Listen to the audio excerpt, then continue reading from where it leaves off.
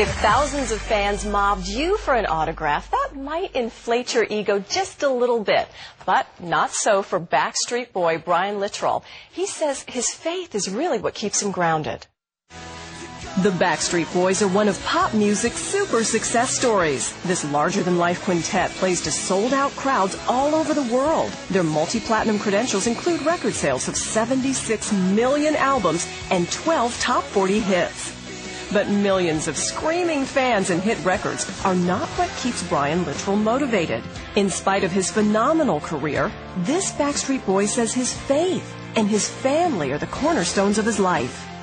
When the Backstreet Boys World Tour ended last year, Brian decided it was time to release his first solo album, Welcome Home. Brian, so good to meet you. My little daughters were here earlier. Got a picture. It was a big moment. The Backstreet Boy. Hey, you know what? I listened to your first solo CD this morning, coming in, and I listened to Welcome Home. Wow. Tell me about it. Tell me about this. Welcome Home is kind of, lyrically, is right where I'm at in my life. I wrote the song actually in Vienna, Austria, on tour with the Backstreet Boys over in Europe. But I wanted to write a song that kind of talked about exactly where I am and what I'm going through and what I have also been through in my career. Where am I? Where are you? For people who don't know the story, you're here with me.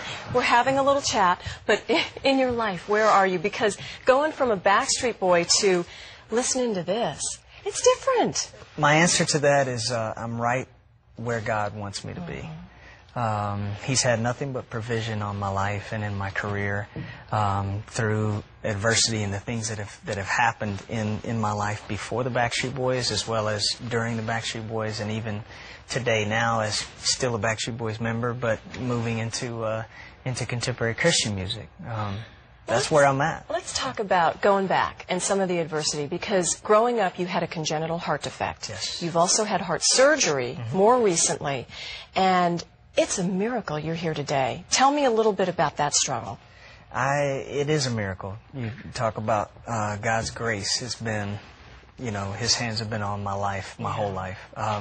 Grew up in Lexington, Kentucky, was born with a congenital heart defect, a heart murmur. I got an infection, a bacterial infection at the age of 5 that I was not supposed to live from. It's only by the grace of God and a miracle that I'm here today.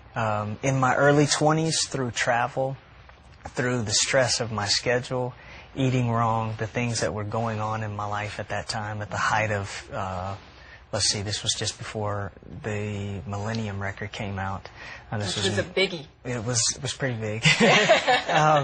I had to undergo open heart surgery at 23 years old, which I thought, you know, from the outside, I thought everything was great. My career was going well. Life was good. But yet, God used that as an example to keep my feet on the ground. Well, I just got this little Christian music magazine yesterday with your big cover, your face on the cover, and I read about that story a little bit, where you sort of felt let down by some friends and band members. I mean, you kind of felt alone, which led you back to God? Yeah, I think all of these events that have happened in my life that I talk about in this article are things that have always kept me close to God. You know, people from the outside that look at the entertainment world, just like your opening statement when we started the interview was like, you know, if people mobbed you and asked for your autograph, would your head get really big? And there was a time in my career where, you know, you do feel like that. You think that you've accomplished everything, and it's like, oh, life is great. But I think what has always been most important to me is that people respect me for who I am as a person. And I'm a father, I'm a husband, I'm a man of God, and that's what I want, you know, people to talk about me when I'm not here. You know what was really cool, I read, is that you live your faith. You don't just talk about it. And you actually boycotted a Rolling Stones shoot. I did. Because it compromised your faith a little bit. Tell me about that. I showed up to the photo shoot, and there were 50 young ladies that were dressed in bathrobes.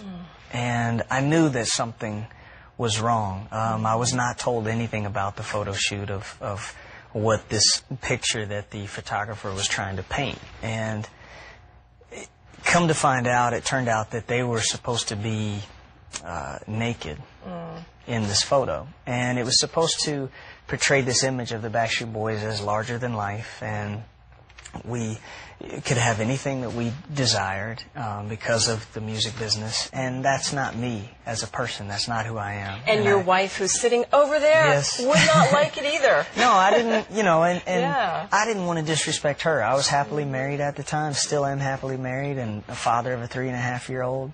Life has been nothing but blessing after blessing for me. So and what did the I guy didn't want to say? compromise my faith and my position with that. So. And I ask you about this story because I think it's indicative of where so many kids are today. Kids are searching and they're looking for God, but there's always that pull and the temptation to compromise. What was it within you that said, okay, I'm not going to stand for this and I'm going to stand for my faith? And what was it? How did you feel, even though I'm sure not everybody approved of it at the time? No, they didn't. What did they say? They didn't.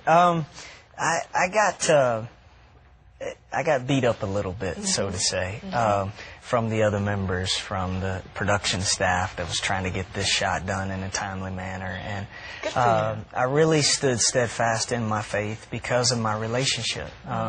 Everybody talks about, you know, who is God and what is God to you? Well, God to me is a relationship. It's somebody that I have inside that always holds me accountable to Him and Him alone.